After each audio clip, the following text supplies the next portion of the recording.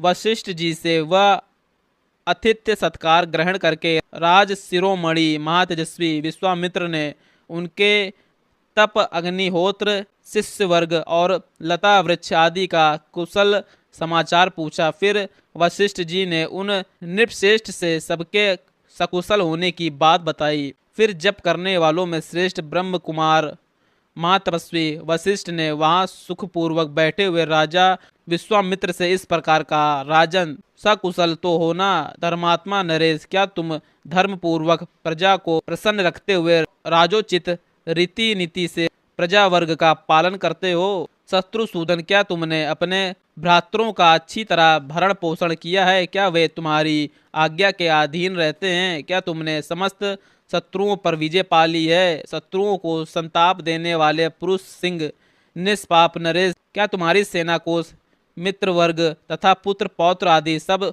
सकुशल हैं? तब महातेजस्वी राजा विश्वामित्र ने विनयशील महर्षि वशिष्ठ को उत्तर दिया, हाँ भगवान, मेरे यहाँ सर्वत्र कुशल है।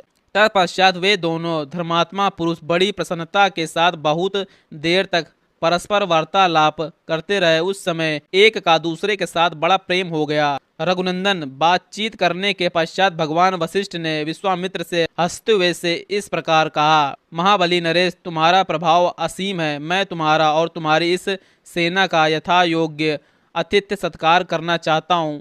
तुम मेरे इस अनुरोध को स्वीकार करो। राजन, तुम अतिथियों में श्रेष्ठ हो, इसीलिए यत्न पूर्वक तुम्हारा सत्कार करना मेरा कर्तव्य है। अतः मेरे द्वारा किए गए इस सत्कार को तुम ग्रहण करो।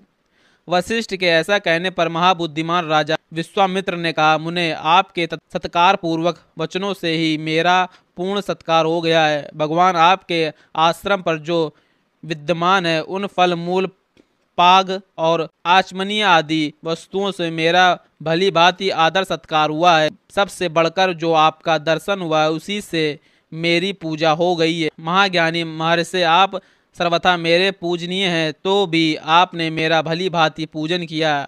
आपको नमस्कार है। अब मैं यहाँ से जाऊँगा।